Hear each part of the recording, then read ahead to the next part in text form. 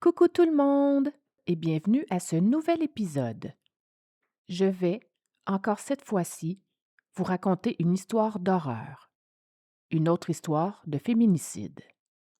Qu'ajouter de plus?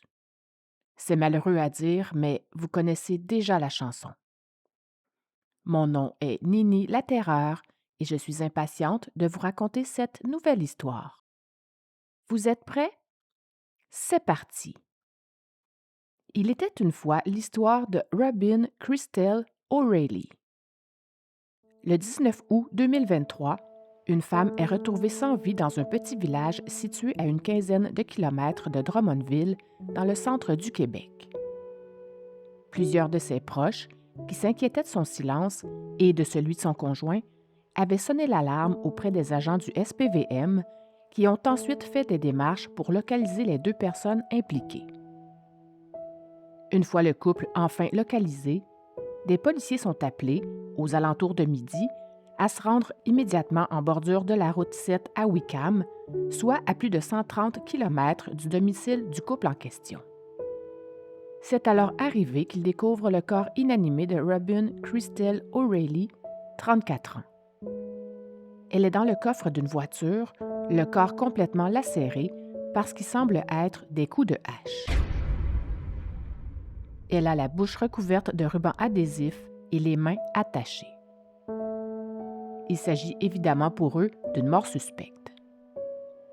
Selon cette enquête policière qui débute, la femme retrouvée sans vie aurait bel et bien été tuée par son conjoint. Apparemment, elle voulait divorcer, mais lui ne le voulait pas.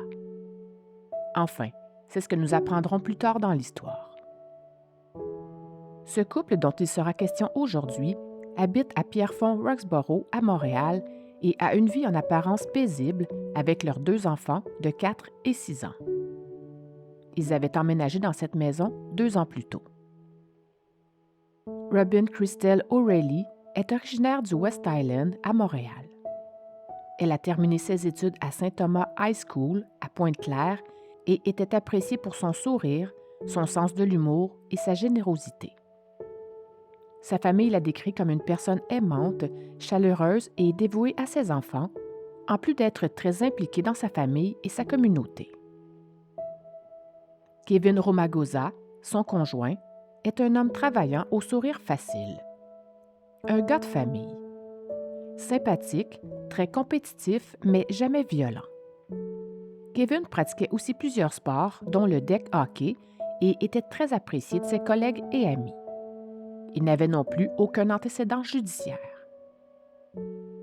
Le vendredi 18 août, soit une journée seulement avant le drame, Kevin rentre du boulot, bien relax.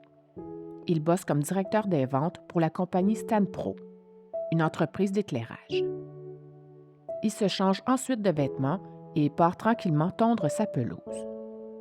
Aucun signe avant-coureur de quoi que ce soit qui aurait pu faire penser à leurs proches et à leurs amis qu'un tel drame pouvait et allait se produire. Leur soirée se déroule aussi tout à fait normalement. Un début de week-end plutôt banal. Cependant, dans la nuit du vendredi au samedi, vers 1 ou 2 heures du matin, une de leurs voisines est réveillée par un bruit qui provient de la maison d'à côté. Sa fenêtre de chambre est ouverte et elle donne justement à côté de la résidence de ce couple. Elle entend alors plusieurs fois les portes de leur voiture s'ouvrir et se refermer, en plus d'entendre plusieurs fois des objets tomber par terre.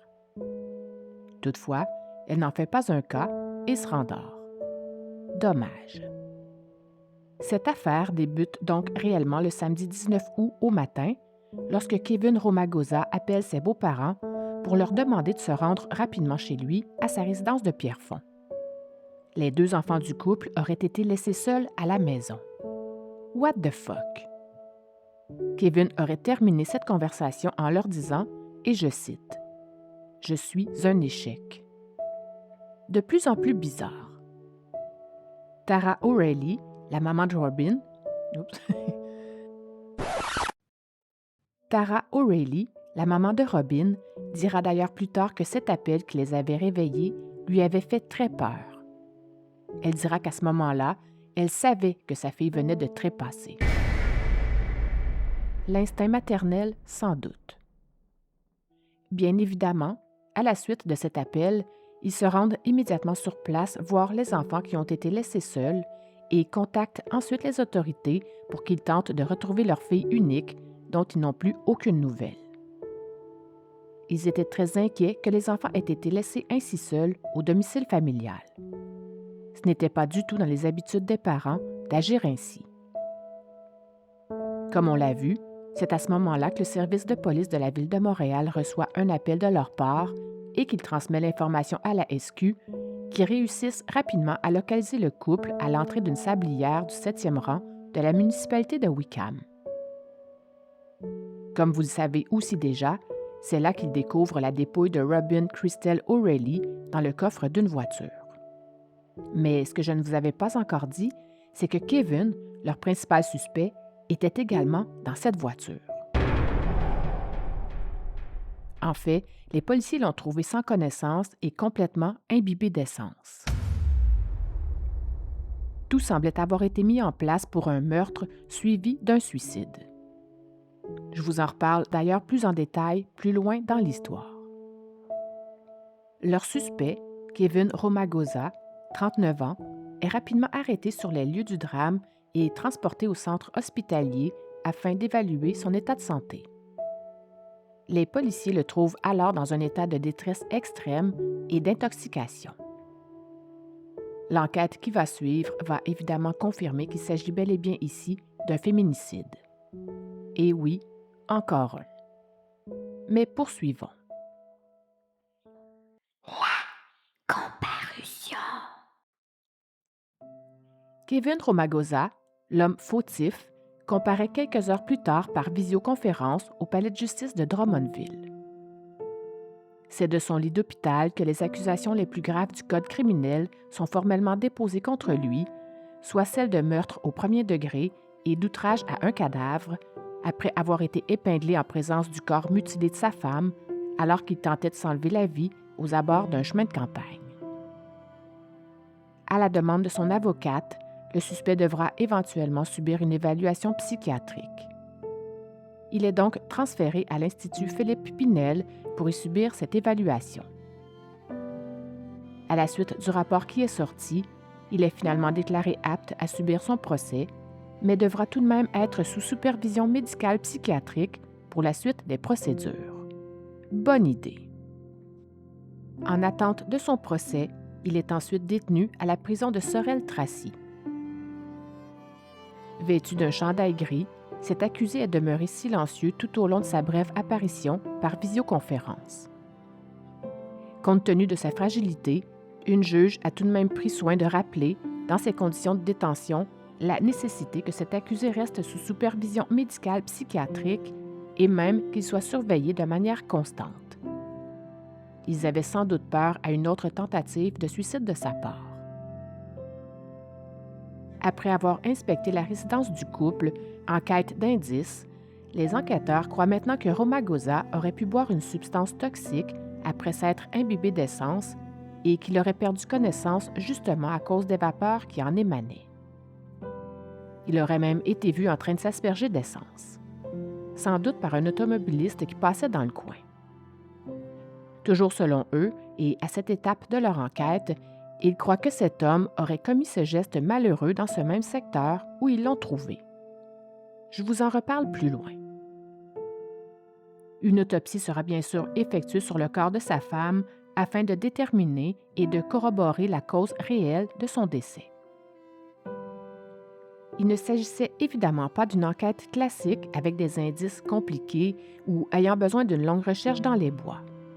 Cette fois, les enquêteurs ont plutôt dû procéder à l'analyse de la scène de crime et du véhicule, demander également qu'une autopsie soit faite rapidement pour déterminer la cause exacte du décès, analyser les communications et les derniers déplacements du couple dans les heures précédant le drame et recueillir le témoignage des proches pour comprendre exactement le contexte conjugal de ce couple en particulier. D'ailleurs, les voisins, complètement sous le choc à l'annonce de cette tragédie, étaient bien sûr très surpris de ce drame. Il s'agit tout de même d'un secteur habituellement très calme où plusieurs familles y vivent. Ils étaient d'autant plus stupéfiés. Ils étaient d'autant plus stupéfaits car aucun d'entre eux n'avait jamais entendu de violence ou de mots forts provenant de ce couple au tempérament plutôt tranquille. Même les collègues de travail du prévenu n'ont rien remarqué de spécial dans son comportement au bureau la veille du drame. Une d'elles a même dit qu'à sa connaissance, il ne prenait aucune drogue et qu'il ne lui avait jamais paru dépressif. Elle dira qu'il était normalement à l'aise de s'exprimer autant sur ses réussites que sur ce qu'il tracassait. Et pourtant, 48 heures plus tard, il commettait l'irréparable à l'endroit de sa femme. Grâce au travail des policiers de la Sûreté du Québec de la MRC de Drummond et de l'équipe des crimes contre la personne, des accusations formelles ont rapidement été déposées contre Romagosa, l'unique suspect dans cette affaire. Ce dernier a d'ailleurs demandé, par l'entremise de son avocat, d'avoir droit à un procès en anglais.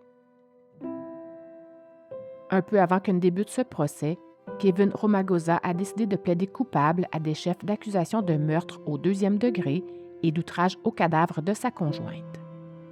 Il évite ainsi un procès pour meurtre prémédité. Vous avez sans doute constaté que, jusqu'à maintenant, je suis restée plutôt vague à propos des détails de ce meurtre sordide. Toutefois, je ne vous épargnerai plus rien. C'est à partir d'ici que je vais tout vous raconter, sans rien omettre cette fois. Maintenant, place à l'horreur.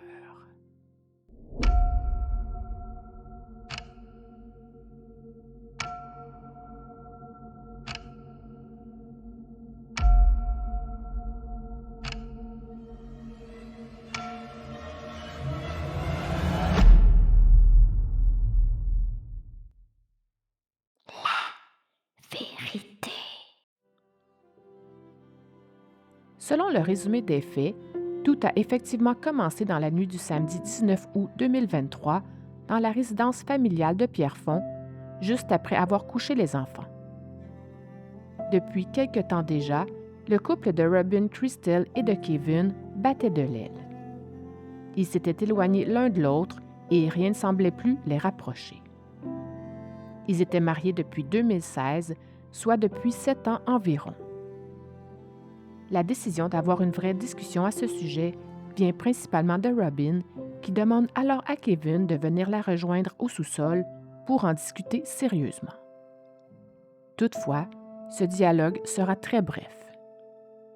En effet, car dès que Robin exprime son intention de mettre fin à leur relation, Kevin voit immédiatement rouge. Il n'est pas question pour lui de divorcer. Il saisit alors un marteau qui se trouvait sur un meuble du sous-sol et la frappe très fort à la tête. La pauvre Robin s'effondre par terre. Mais ce n'est pas tout. Toujours sous le coup de la colère, et cette fois avec un objet tranchant dans la main, il lui inflige plusieurs blessures au dos avant de la frapper à nouveau à la tête avec cet objet contondant. En vrai, ce serait le premier coup qu'il lui a donné à la tête qui lui aurait été fatal. Romagosa ligote ensuite les mains de sa femme et lui met du ruban adhésif sur la bouche avant de transporter son corps dans le coffre de sa voiture. My God! Après quoi, il conduit complètement au hasard, sans destination précise en tête. On ne sait pas exactement combien de temps il roule ainsi sans but particulier, mais il s'arrête, comme on l'a vu, dans un rang près de Wickham, près d'une carrière de sable, sur une propriété rurale de Spatling, non loin de Drummondville. Une fois stationné, il appelle les parents de Robin, tout en buvant une substance toxique et en s'aspergeant ensuite de gasoline, sans oublier d'en mettre également partout à l'intérieur de la voiture, qui contient évidemment toujours le corps cruellement mutilé de sa femme. Alors qu'il s'apprête à mettre le feu, il perd connaissance à cause des émanations d'essence qui emplissent maintenant tout l'habitacle. Il est d'ailleurs retrouvé par les policiers avec un briquet toujours à la main. Selon des proches qui se sont confiés aux médias par la suite, la preuve déposée au dossier révèle que la victime aurait été découpée en morceaux avant d'être placée dans un bac de plastique. Toutefois, il faut faire gaffe avec ce genre de déclaration. Effectivement, et il est quand même primordial de mentionner que ces derniers détails, plutôt gore, n'ont pas été validés par tous les médias. Il est important aussi de faire attention aux rumeurs ou aux spéculations qui peuvent parfois circuler sur les réseaux sociaux dans des dossiers aussi sensibles que celui-ci. Alors, vrai ou faux, cette histoire de démembrement? Tout ce que je peux vous dire, c'est qu'il n'y a que certains médias qui en ont parlé, mais aussi que Romagoza a tout de même été accusé d'outrage à un cadavre. Voilà pour les détails. Un peu avant que le verdict ne soit prononcé, les parents de la victime avaient des choses à dire à propos de l'impact que ce meurtre a eu sur leur vie. Voyons ça ensemble. Le papa de Robin est tout d'abord venu raconter être allé dans une séance de groupe car il en avait énormément besoin à la suite de cet horrible meurtre. Normal. Le hic, c'est qu'il s'est fait dire, et je cite, « Imaginez aller dans une thérapie et vous faire dire que le meurtre de votre fille est trop traumatisant pour le reste du groupe. » N'importe quoi. La maman de Robin est venue raconter, quant à elle, que le son de ses petits-enfants qui pleurent et crient pour leur mère décédée la hante toujours depuis le drame, car c'est elle qui a eu la lourde tâche de leur annoncer le décès tragique de leur maman. Ils ignoraient tous les deux comment répondre aux questions que se posaient ces enfants, qui devenaient tout à coup orphelins. Ce qui est d'autant plus cruel pour cette grand-maman est que sa fille a été tuée le jour même de son anniversaire. Elle a donc conclu son témoignage en disant « Un jour, je serai peut-être capable de le recélébrer, mon anniversaire. Mais pour le moment, c'est le jour où mon monde s'est effondré. » On est bien sûr de tout cœur avec elle. Le tueur de femmes viendra bien sûr lui aussi dire un mot cette journée-là au tribunal. Vêtu cette fois d'une chemise à carreaux, Kevin Romagoza avait l'air abattu dans le box des accusés lorsqu'il a exprimé ses remords. Il s'est adressé à la cour, affirmant avoir des regrets, mais aussi pour s'excuser à ses enfants. C'est donc en pleurs et sans lever la tête, pour sans doute éviter de croiser le regard des membres de sa belle famille, qu'il leur a dit « À mes enfants, je suis tellement désolé pour ce que je vous ai fait. Je vous ai laissé tomber, vous et votre mère. » Il a terminé son discours en se disant repentant et en s'excusant également auprès de ses beaux-parents. Il faut savoir que depuis le début de son emprisonnement, Romagoza affirme avoir participé à plusieurs programmes de réadaptation dans le but évident de devenir une meilleure personne. Le verdict. Comme l'accusé a plaidé coupable au terme d'une entente conclue avec la couronne, évitant ainsi la tenue d'un procès qui aurait été long et pénible pour les proches de la victime, ce Montréalais, qui a sauvagement assassiné son épouse, puis mutilé sa dépouille parce qu'elle désirait divorcer, a finalement écopé d'une peine de prison à vie, sans possibilité de libération conditionnelle avant 17 ans. Il s'agit en fait d'une peine identique à celle qu'avait reçue Guy Turcotte en 2016 pour le meurtre de ses 2 enfants. Je dis ça, je dis rien. Maintenant, pour ce qui est du chef d'accusation d'outrage à un cadavre, ce meurtrier a reçu la peine maximale, soit celle de 5 ans de prison. Une fois le verdict annoncé, Kevin Romagoza a quitté la salle d'audience sous escorte de constables spéciaux et agents correctionnels et est transféré vers un établissement pénitentiaire fédéral où il purgera sa peine. Conclusion. Depuis que cet horrible drame est survenu, la maman de Robin souffre d'anxiété et de terreur nocturne. Elle a confié que plus rien ne sera plus jamais pareil, car sa fille, son seul enfant, était toute sa vie et qu'il n'y a pas une seule journée où elle ne la pleure pas. Quelle tristesse! Ce qui est le plus ironique de cette tragédie, c'est que cette famille en particulier contribuait depuis des années au financement du refuge pour les femmes de l'ouest de l'île. Les gens se souviendront surtout de Robin Christel O'Reilly pour son rire contagieux, son amour de la vie et sa dévotion envers sa famille, qui faisait d'elle une femme exceptionnelle et profondément attachante. Voilà! J'espère que cet épisode vous a plu. Si vous aimez le genre d'histoire que je vous raconte, n'hésitez surtout pas à aller me mettre 5 étoiles et à parler de mon podcast. Cela me ferait non seulement très plaisir, mais ça m'aiderait aussi grandement à me faire connaître davantage. Vous pouvez aller dormir maintenant, mais si j'étais vous, je jetterais quand même un œil sous le lit et je crois que je ne dormirais que d'un œil pour cette nuit. On ne sait jamais. OK, bye!